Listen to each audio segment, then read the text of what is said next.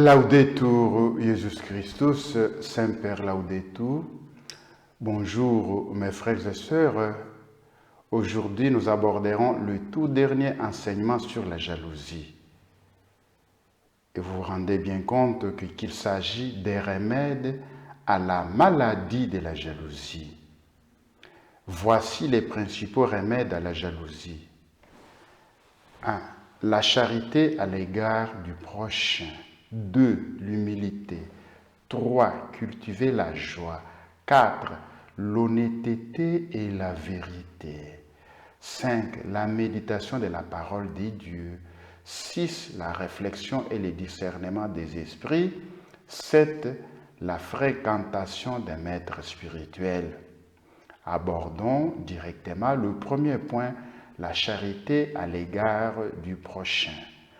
La jalousie profondément enracinée dans l'égoïsme blesse premièrement et directement la charité à l'égard du prochain.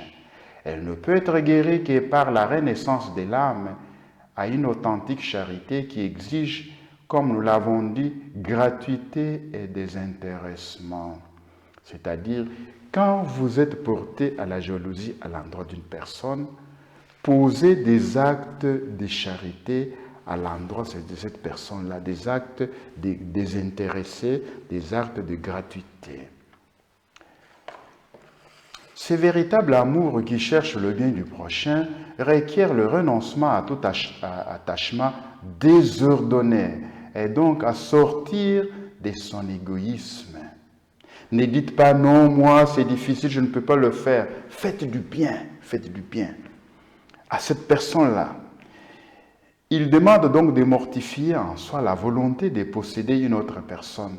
Donc, nous ne pouvons pas prétendre posséder une personne. Ce n'est pas notre propriété privée, qui n'est plus traitée comme un sujet libre, mais comme un objet qu'on utilise selon son intérêt. Les autres ne sont pas nos choses.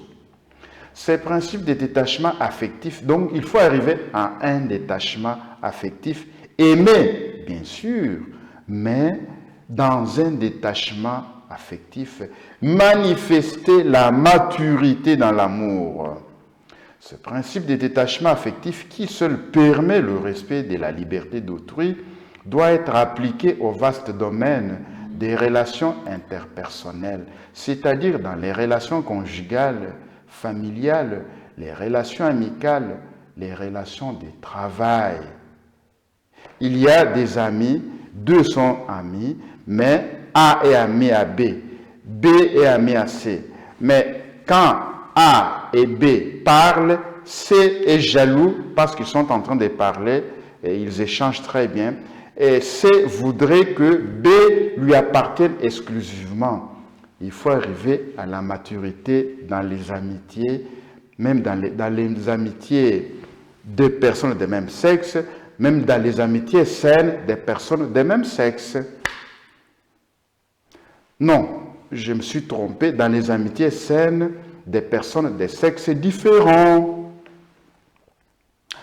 Les personnes qui souffrent de cette douloureuse maladie, qui est la jalousie, doivent apprendre avant tout à aimer vraiment, sans mesquinerie, mais d'une façon magnanime, avec un grand cœur, qui au lieu de s'attrister, se réjouit du bonheur et des avantages du prochain, fut-il perçu d'abord comme un rival. Cette vraie charité est la voie nécessaire de la sanctification. J'insiste, cette charité-là est la voie de la sanctification. Elle nous porte à la sanctification. Nous sommes des êtres relationnels. Nous ne pouvons pas nous fermer et ne pas avoir des relations. Nous ne pouvons pas non plus bloquer les relations des personnes qui sont en relation avec nous. Dire non, non, vous m'appartenez, vous ne pouvez plus parler avec personne parce que vous êtes ma propriété privée. Non, pas ça, mon cher. Comment peut-on se sanctifier si l'on garde dans son cœur des sentiments de jalousie, si contraires à la charité évangélique? Nous tendons vers la sanctification. Alors, si vous n'enlevez pas cette jalousie qui est dans votre cœur, comment est-ce que vous allez vous sanctifier? Si Jésus-Christ revient aujourd'hui, nous ne connaissons pas la date de son retour, il va vous trouver dans la jalousie, vous allez vous justifier en disant que non, non, moi j'étais jaloux. Mais comment pratiquer une telle charité qui réclame l'oubli de soi, pouvant aller jusqu'à un effacement très délicat dans un monde où la première valeur est l'affirmation de soi, l'autre dût-il en être écrasé? Ce n'est pas possible. Sans une foi vécue en Jésus-Christ, l'amour infini incarné est source vive de tout véritable amour. C'est seulement dans son cœur que les hommes peuvent puiser l'authentique charité, qui tue en eux-mêmes l'égoïsme et fait vivre le prochain. Donc, il faut tuer notre égoïsme pour faire vivre le prochain. Ce qui signifie que sans une union intime avec Jésus-Christ dans une prière confiante et la réception fréquente des sacrements, le mal de la jalousie ne pourra jamais être pleinement vaincu.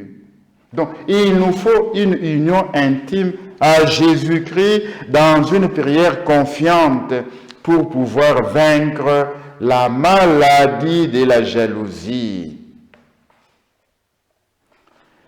L'humilité. Une âme vraiment humble ne saurait être jalouse. C'est l'orgueil qui lui fait concevoir le désir d'être préféré aux autres ou encore d'obtenir le premier rang dans l'estime de quelqu'un en repoussant toute personne rivale. C'est l'orgueil qui lui inspire la crainte lancinante d'être rejeté ou de perdre certains avantages qu'elle possédait ou s'estimait en droit de posséder à l'exclusion des autres. Entre le manque d'estime de soi qui caractérise le pusillanime et les déprime, et cette estime exagérée de soi-même qu'est l'orgueil. Il y a place pour une juste estime de soi-même, fondée avant tout sur la certitude d'être aimé des dieux et sur la confiance en son aimable providence. La soumission habituelle de l'âme à ce que Dieu veut ou promet, qui s'épanouit dans l'abandon de toute sa vie à la providence, requiert une profonde humilité, antidote aux prétentions égoïstes de la jalousie. Comment acquérir cette vertu de l'humilité contredite par les tendances de notre pauvre nature blessée par le péché originel? Encore là, la réponse est dans une sincère conversion à Jésus-Christ, à son divin cœur doux et humble. Troisième moyen, troisième remède contre la jalousie. Cultivez la joie. Appréciez ce que vous avez, ce que vous faites. Appréciez vos relations, vos choix. Appréciez votre vocation. Être content de ce que vous êtes aujourd'hui. Ne pas vivre dans un futur utopique peut-être qui ne se réalisera pas. Être aigri à tout moment et avoir le visage toujours triste et tiré parce que vous n'arrivez pas à obtenir ce que vous voulez, vos rêves ne se réalisent pas. Bien pire que l'ennemi de la sédie, la jalousie est une tristesse déprimante. Cette tristesse qui torture l'âme ne lui laisse aucun repos, aussi longtemps qu'elle n'accepte pas de faire son deuil de l'objet de son attachement désordonné. Que ce soit une personne, un poste honorable ou des biens matériels.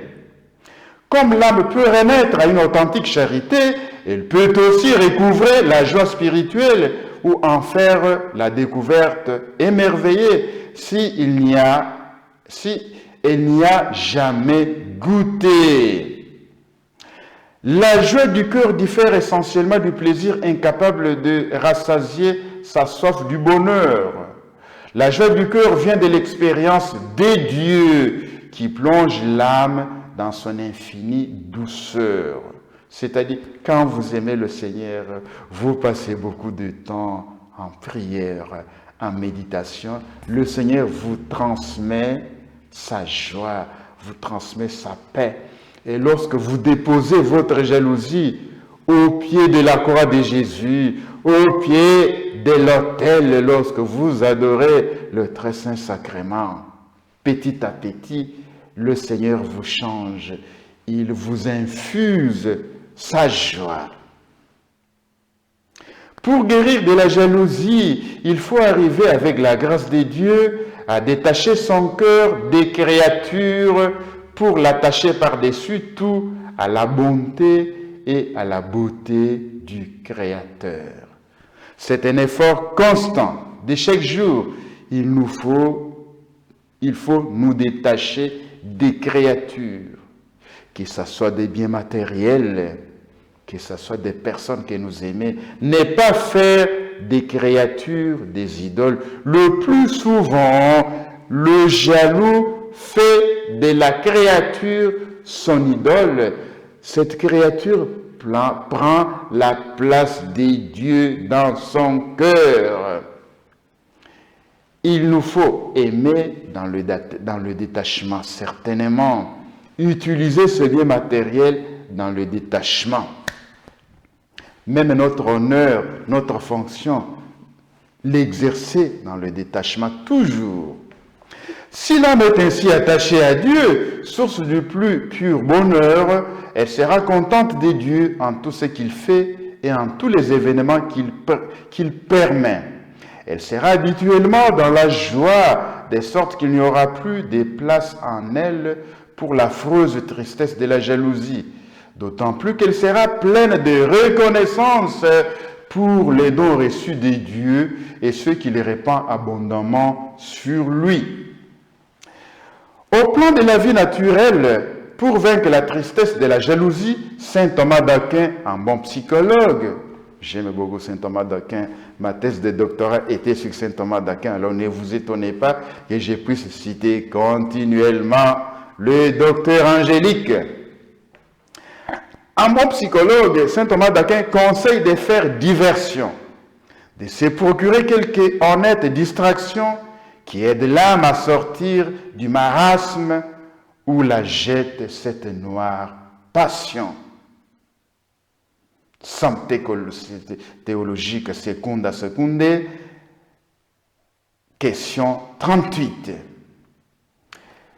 Et il faut aussi, quatrième point, ou cinquième point, je ne me rappelle pas, l'honnêteté et la vérité.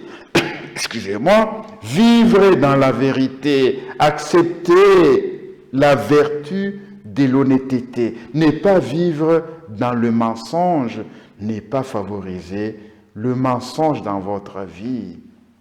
La jalousie se fonde sur les mensonges qu'on se dit d'abord à soi-même, et elle s'en nourrit. Si d'autres personnes entrent dans ces mensonges par vaine complaisance, elles s'en trouvent d'autant plus fortifiées. La raison pour laquelle cette passion est si difficile à déraciner du cœur, c'est qu'elle s'y attache fermement par un tissu de mensonges, crus comme des vérités absolues. Pour en guérir, il faut accepter de poser un regard vraiment honnête sur soi-même et sur les autres. Il faut accepter de mettre en question ses impressions et ses fausses certitudes. Ne rien croire de ce que représente l'imagination à l'intelligence, à moins d'en avoir été témoin oculaire des yeux, d'une façon ne laissant place à aucun doute sur les faits et les intentions. Les faits eux-mêmes peuvent être mal perçus ou mal interprétés. Souvent, nous interprétons les faits en fonction de ce que nous sommes. Pour les saisir dans leur vérité objective, le cœur doit être libéré de tout préjugé et de tout sentiment négatif de méfiance, des craintes exagérées et des rancunes. Cette pureté de cœur requiert une vigilance continuelle sur ses sentiments et ses pensées. La jalousie ne peut être surmontée que par l'âme qui se met à chercher intensement la vérité, toujours prête à renoncer à ses plus subtiles contrefaçons. Sans l'aide du Seigneur Jésus qui a dit « Je suis la vérité », et encore il a dit « La vérité vous rendra libre ». Sans le secours de ce divin Seigneur, on ne peut voir comment une âme jalouse peut sortir du mensonge dans lequel sa passion l'enferme comme dans une prison.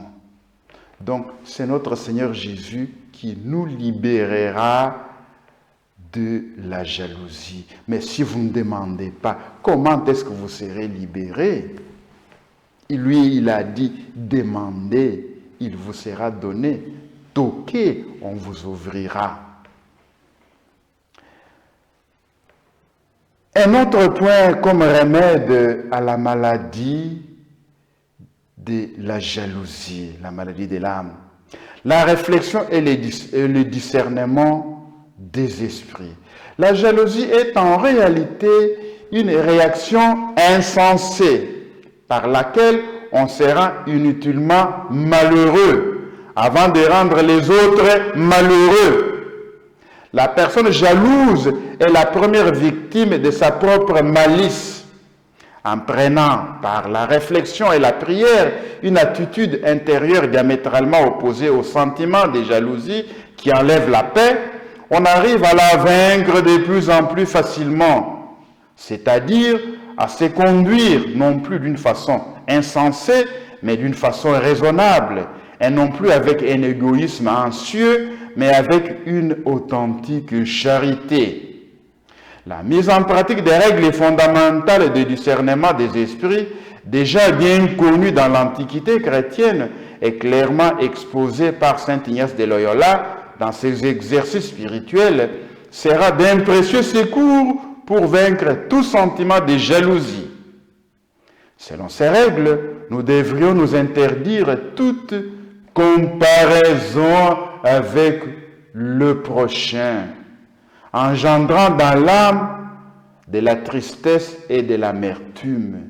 Il ne faut jamais te comparer à ton prochain, à ton confrère. Nous sommes uniques. Nous avons notre destinée que nous réalisons ensemble avec le Seigneur, avec la grâce de Dieu. Nous sommes protagonistes de notre vie. Nous faisons des choix qui nous déterminent.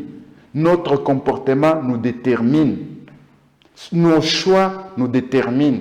Inutile de passer le temps à nous comparer.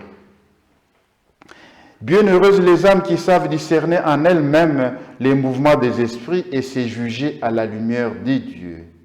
Est-ce que nos souffrances ne viennent pas trop souvent de ce que nous nous comparons aux autres? Nous apercevons chez les autres des biens que nous ne possédons pas. Par exemple, le succès. Moi, je n'ai réussi à rien. Dans un milieu fervent, on constatera avec chagrin que les autres progressent à grands pas, tandis que moi, je piétine sur place.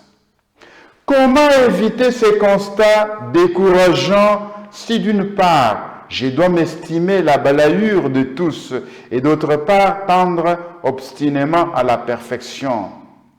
Les remèdes aux comparaisons jalouses, c'est d'oublier que notre prochain, c'est l'autre. Aristote avait raison. C'était notre moi-même, puisque le Seigneur me dit que je dois l'aimer comme moi-même. Sixième remède à la maladie de la jalousie. La méditation de la parole de Dieu. Les Saintes Écritures nous livrent les remèdes donnés par Dieu pour guérir les maladies de l'âme. Ce qu'elle nous dit de la jalousie et des vices qui lui sont associés, de leurs effets désastreux sur les personnes et les sociétés, est une médecine très efficace pour en guérir. Cette médecine d'origine divine devrait d'abord retenir notre attention. Vous trouverez les conséquences de la jalousie dans l'Ancien Testament. Lisez par exemple les livres des Proverbes, les livres de la sagesse et d'autres livres. Vous trouverez vraiment des paroles très intéressantes qui vous édifieront et vous aideront à éviter la jalousie. Le tout dernier point, c'est la fréquentation des maîtres spirituels. En effet, les grands maîtres spirituels sont comme des médecins instruits aux écoles divines pour guérir les maladies de l'âme. C'est ainsi que chez les pères et les docteurs de l'Église, on peut trouver les prescriptions médicales précises et efficaces pour guérir la maladie de la jalousie. Ici, je n'ai pas consulté tous les pères de l'Église, je n'ai pas fait un exposé encyclopédique, ce n'est pas une thèse de doctorat, c'est tout simplement quelque chose que j'ai cherché de vous préparer pour vous aider et m'aider moi aussi à lutter contre notre jalousie. Saint Cyprien, Saint Augustin, Saint Jean Chrysostome, Saint Grégoire le Grand, Saint Thomas d'Aquin en ont traité d'une façon très explicite et leurs conclusions demeurent toujours valables. Vous pouvez aussi lire l'imitation de Jésus-Christ, vous trouverez certains passages qui vous édifieront. Vous pouvez lire les dialogues de Sainte Catherine des Siennes. Vous pouvez lire aujourd'hui le cardinal Robert Sarrat, il vous édifiera aussi. Donc, il y a beaucoup de maîtres spirituels que vous pouvez lire qui vous aideront à lutter contre la maladie de l'âme, de la jalousie, la maladie la plus diabolique. Seigneur, délivre-nous de la jalousie. Seigneur, délivre toutes les personnes qui écouteront cet enseignement de la jalousie. Délivre mon cœur, purifie mon cœur, Seigneur, de toute manifestation de la jalousie, même de la jalousie inconsciente à laquelle moi-même je n'arrive même pas à percevoir, à dénicher. Que je vive dans la vérité, que nous vivions dans la vérité. Très précieux sang de Jésus-Christ, descend sur moi, descend sur tous ceux qui écouteront ces quatre enseignements. Délivre-le, Seigneur, de la jalousie. Amen. Laudetur Jesus Christus. Semper laudetur.